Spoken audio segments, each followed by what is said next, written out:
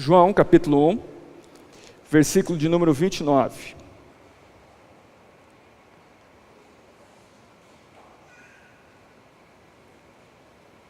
Que diz assim: no dia seguinte, João viu a Jesus que vinha caminhando em sua direção e disse: eis o Cordeiro de Deus que tira o pecado do mundo.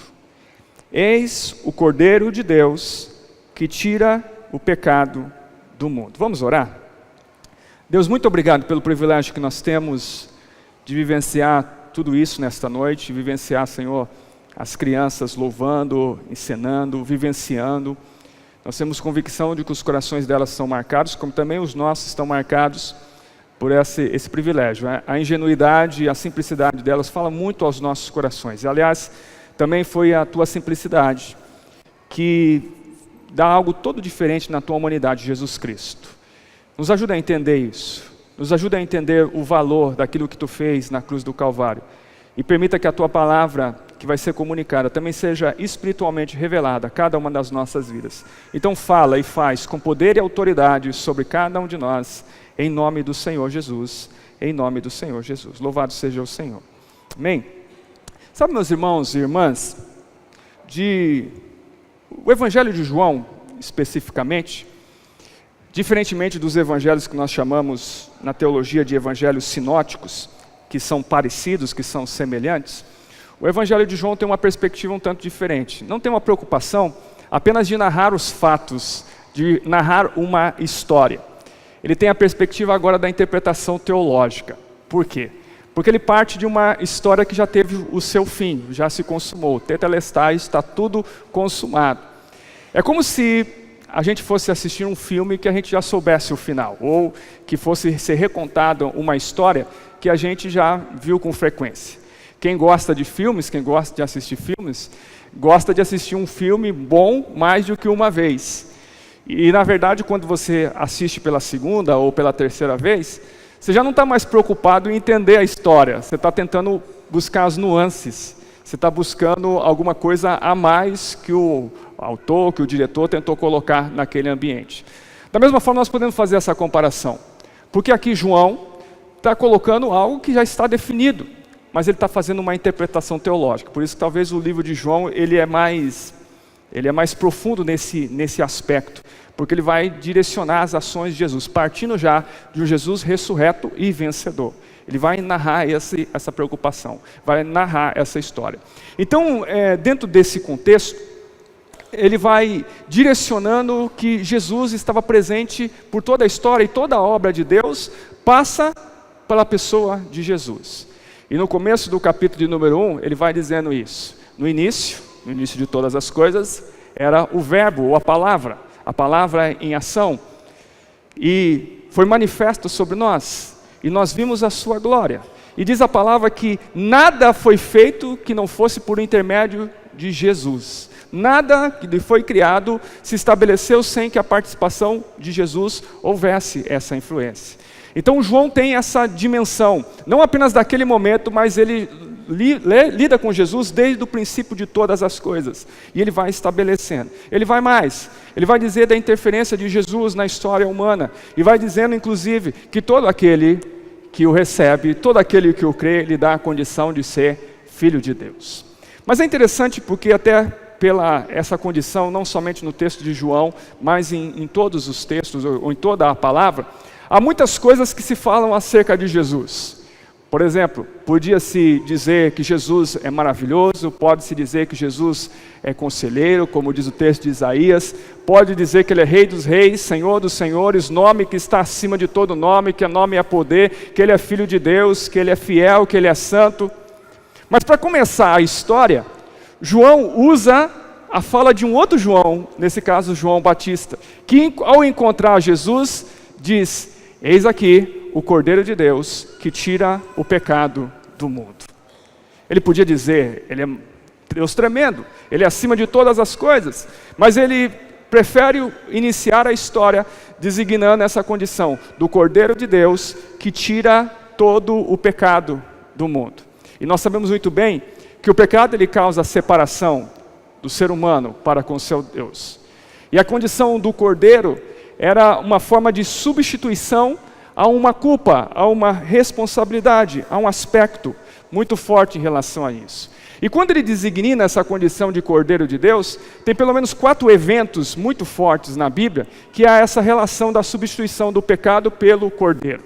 E a primeira, pasme você, está lá em Gênesis capítulo 3, versículo 21, quando um cordeiro substitui a condição pecadora de um homem. E nesse caso é Adão. Lembra bem a história, e os adolescentes vão lembrar que nós conversamos hoje pela manhã exatamente sobre isso. Mas veja que Deus criou todas as coisas, e a música até nos ajuda. Nós fomos colocados no jardim, um aspecto metafórico, mas no caso bíblico real, nós fomos colocados num jardim. E aí o ser humano opta pelo pecado, embora tivesse uma relação plena com o Senhor, tivesse liberdade, ele é colocado nessa condição de jardim, mas o ser humano vem e peca. O ser humano vem e rejeita o governo do próprio Deus. E aí ele se coloca numa condição de pecado. E quando Deus então vem encontrar novamente com o ser humano está envergonhado. E na verdade a condição do pecado causa justamente isso, de uma vergonha, de uma culpa. E essa culpa é pesada demais para qualquer ser humano carregar. E o ser humano até tenta, e isso a gente vê muito em gravuras, em pinturas, tenta se esconder. Então pega algumas folhas e tenta tapar as partes. Eles estavam nus antes e sabiam disso. Mas agora parece que a vergonha o expõe completamente. Então existe uma tentativa frustrada do ser humano de se esconder. É interessante que mesmo nos dias de hoje, há uma tentativa muito frágil do ser humano em tentar se esconder do seu próprio pecado. Ele tenta buscar algumas coisas, buscar alguns eventos, alguns momentos de alegria, alguns momentos de prazer, para esconder aquele sentimento que bate dentro, que machuca dentro do vazio que somente Deus pode preencher. Mas é interessante que nesse texto, o próprio Deus, mostrando a condição que pecado gera culpa e culpa tem uma responsabilidade, ele próprio sacrifica um animal. E desse animal é que é estabelecido a sua veste, para cobrir o pecado, para cobrir a vergonha do ser humano, para cobrir aquela condição a qual o ser humano estava já sendo imbuído nessa condição. Deus estabelece isso. Então, um cordeiro no lugar de um homem. Algo que a consciência do pecado precisava levar à volta a Deus. E é interessante porque dentro desse processo, o seu próprio filho começa a apresentar um sacrifício de louvor a Deus. E o primeiro culto registrado nessa condição, do primeiro sacrifício agora em forma cultica diante do Senhor, é estabelecido também por um cordeiro. O segundo evento é quando um cordeiro agora é dado por uma família. E está lá em Êxodo capítulo 12, e a instituição da primeira Páscoa. Na última das pragas, Deus manda a Moisés que falasse ao povo, que eles matassem um cordeiro, ungisse os seus umbrais, e ali o anjo da morte passaria e via o sangue. E quando viu o sangue, era culpa, era morte. Ou seja, aqui já foi pago o preço pela culpa, pelo pecado dessas pessoas. E esse cordeiro era dado por uma família. Então esse era um ambiente familiar que se estabelecia. É muito interessante quando nós vemos a Bíblia nessa relação salvação e família. E nós vamos ver frequentemente isso está intimamente ligado dentro desse processo. E nesse ambiente então é colocado o cordeiro no lugar da família, para que eles não ficassem mais escravos, para que eles não ficassem mais na condição de trabalhar para os outros e impedidos de adorar ao Senhor, mas eles agora eram colocados para serem salvos, restaurados e libertos, e os sonhos e as perspectivas que o próprio Deus tinha criado de origem pudessem ser restabelecidas sobre este povo. A terceira vez que isso acontece é quando um cordeiro agora é dado por uma nação, não só por um homem, não só por uma família, mas por uma nação. E ao tabernáculo instituído por Deus, presença de Deus no meio do povo, se constituiu um dia da expiação, a qual toda a nação, ela então prestaria o sacrifício, pedindo perdão dos seus pecados por aquele ano, por aquilo que eles deviam falhar, por aquilo que eles estavam longe dos propósitos do Senhor. E toda essa condição também buscaria o favor de Deus, a intervenção de Deus, para que a sua presença continuasse a ser manifesta. É bom entender que o ser humano, estava em pecado, a fragilidade do povo de Israel era muito grande, mas o próprio Deus quis novamente essa relação com o seu povo. E obviamente, a última é quando agora um cordeiro é dado pela humanidade. E o cordeiro, nesse caso, é Jesus Cristo, que pagou o preço no meu lugar, no teu lugar, pelos pecados que nos levariam à morte eterna e nos levariam ao inferno. Os pecados que tirariam a vida, que tiravam a essência, que como foi lido no início do culto, que nos davam a condição de estar mortos em nossos delitos e pecados. Mas Ele veio para nos restaurar, Ele veio para estabelecer sobre nós a sua vontade, e Deus não nos abandonou. Apesar das nossas infidelidades, apesar dos nossos pecados, apesar da nossa culpa, Ele enviou Jesus Cristo a fazer a maior obra de amor que foi ensinado aqui pelas crianças, e aquilo foi por você, foi pelas nossas vidas. Nós não merecíamos isso, nós merecíamos a perdição eterna, mas Ele nos amou, Ele demonstrou o seu amor sobre cada uma das nossas vidas. Mas o que eu quero trabalhar com isso é o que Deus intimamente quer de nós. Se o pecado causa a separação, mas agora Jesus vivificou e nos salvou.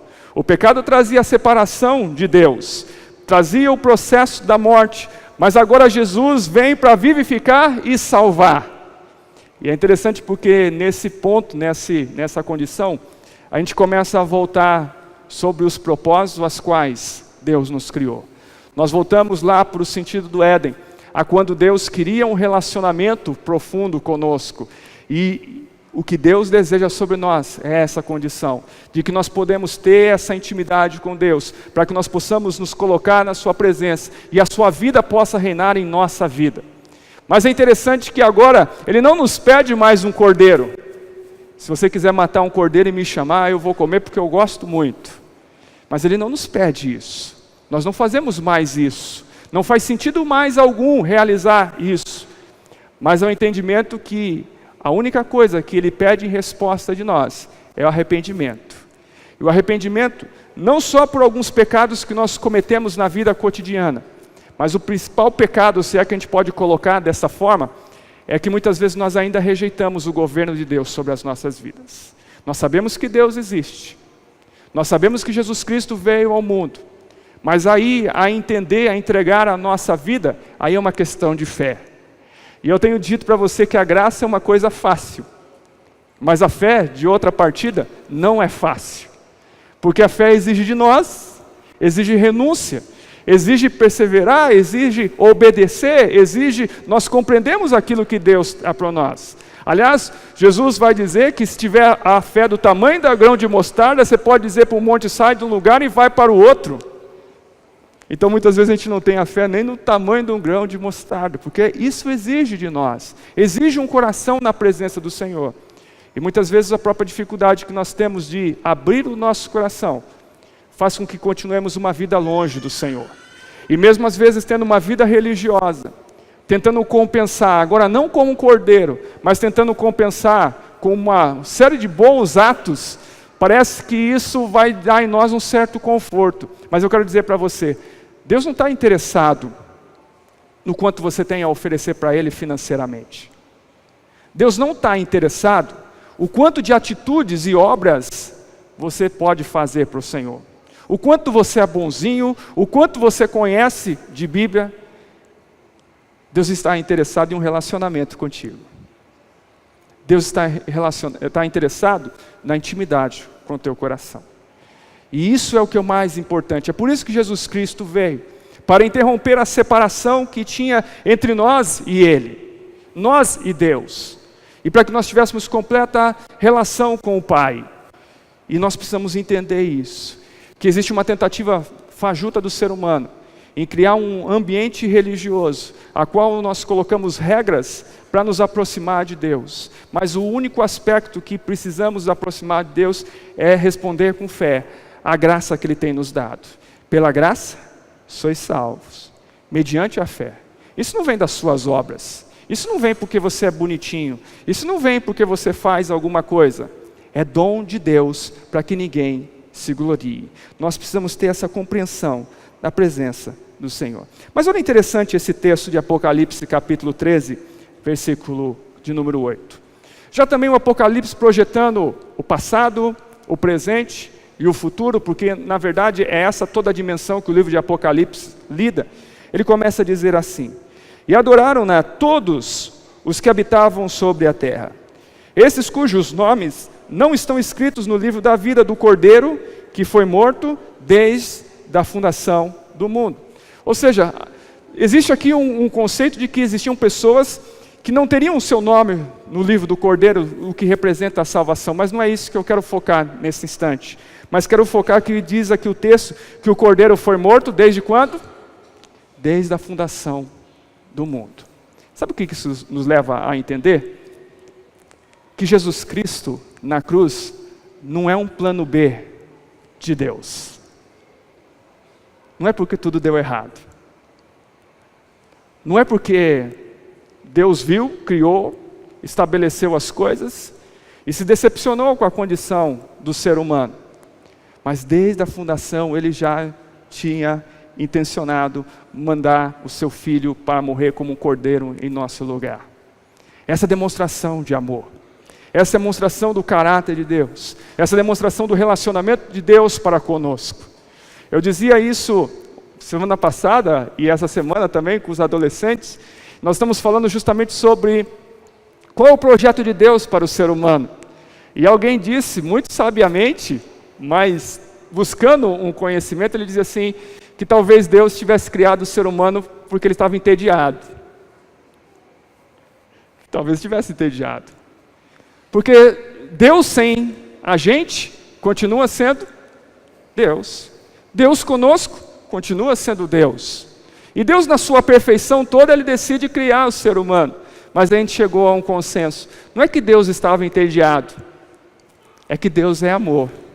E só tem sentido no amor se Ele manifesta essa relação com cada um de nós. Nós falamos muito sobre amor. Nós lidamos com amor. Se alguém falar aqui para você que o seu pai vai escolher, moça, quem você vai casar, você vai ficar horrorizado. O que é isso, pastor? Nós não estamos num tempo retrógrado. Hoje as pessoas se casam por amor. Será? São sempre questões que a gente faz. A gente se questiona como a realidade do mundo modifica.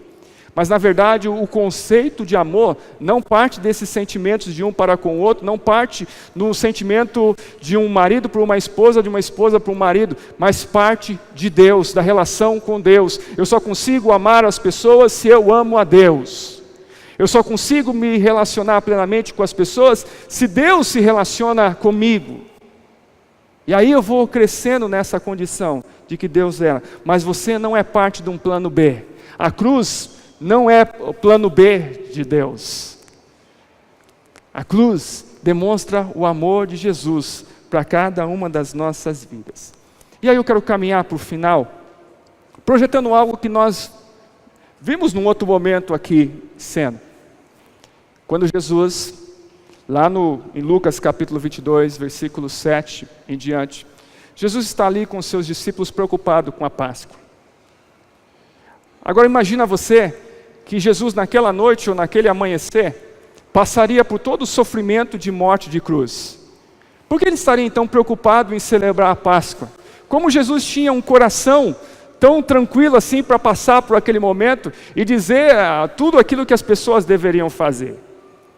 Mas Jesus naquele ambiente, então designa, olha, vão até Jerusalém, encontrem um homem com essas características que está carregando ali uma botija de água, e fala com ele, diz, olha, o mestre me mandou aqui. E aí, eles caminharam para um lugar que depois foi chamado de cenáculo, que era um lugar em que se recebia as visitas para poder ter a refeição. Era um lugar de comunhão.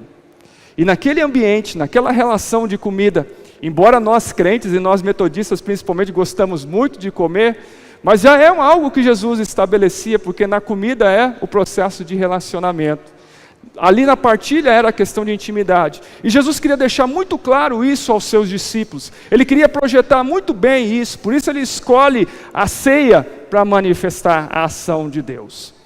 E como era uma Páscoa ainda judaica, então tinha alguns elementos ali por cima que eram muito comuns. O pão, que até hoje a gente lida, embora naquela época fosse o pão sem fermento. Tinha também o vinho, que compunha aquela mesa. Tinha o cordeiro, que era imolado e era preparado conforme as leis, as regras que se estabelecia. E tinha as ervas amargas. E eu sempre digo que de vez em quando a gente faz essa Páscoa, rememorando o aspecto judaico, e muitas pessoas têm dificuldade com as ervas amargas. Mas as ervas amargas tinham uma motivação. Se comia para entender o seu pecado. Aquele amargor na sua boca era para entender: nós pecamos, nós merecemos a amargura. Nós pecamos, nós merecemos o sofrimento.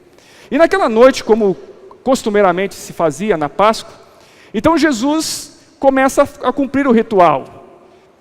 E aí Jesus fala do pão, Jesus fala do suco, mas de repente os discípulos percebem: será que Jesus esqueceu das ervas amargas? Porque havia essa declaração de amargura, havia essa declaração de sofrimento, mas Jesus não tinha esquecido. Ele estava sinalizando que a partir daquele momento era o pão que alimenta a vida das pessoas, que naquele momento era o vinho que alegrava o coração das pessoas, que simbolizava o sangue da nova aliança, não mais de um tempo de sofrimento por causa dos seus pecados, mas um livramento e vida eterna na presença do Senhor. E essa é a grande condição que nós precisamos entender nos nossos dias, porque frequentemente nós ainda como crentes, lembramos das amarguras, nós ficamos remoendo coisas do passado, nós ficamos remoendo olhar torto de alguém, quando na verdade nós precisamos entender: Jesus Cristo veio para que nós tivéssemos vida. Vida. E essas 3 palavras que estão sendo projetadas são aquilo que marca a relação e o sentido da Páscoa: comunhão, intimidade e relacionamento. Deus mandou o seu Filho Jesus Cristo para restaurar essa relação com o ser humano.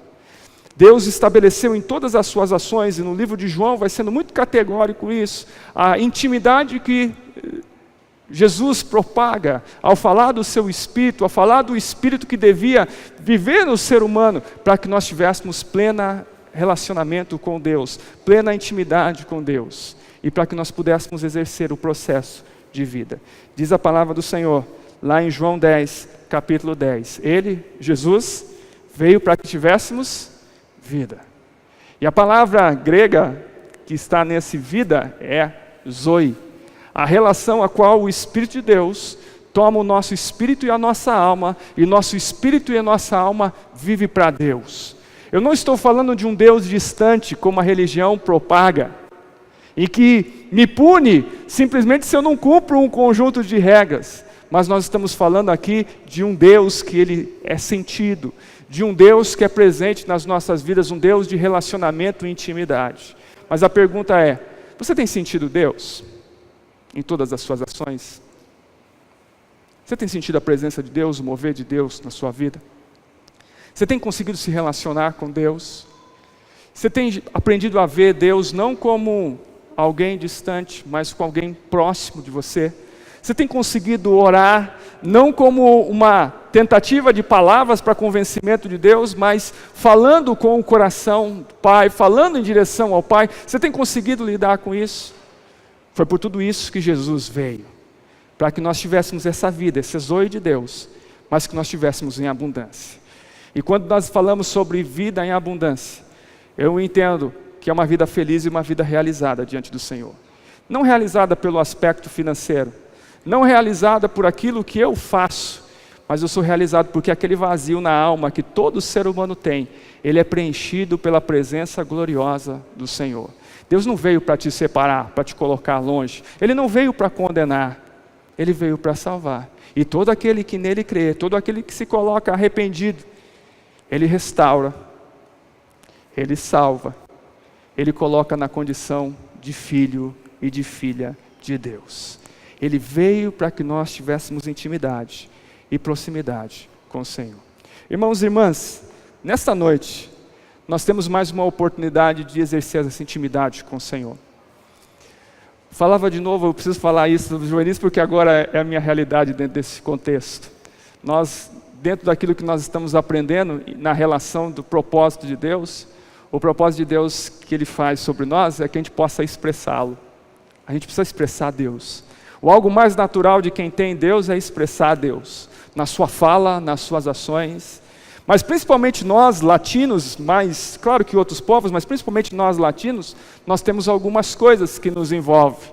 Nós precisamos expressar, nós precisamos apalpar. Não basta dizer eu te amo com as mãos para trás. A gente diz eu te amo e abraça e beija. É a nossa forma de expressar. Nós expressamos isso com música.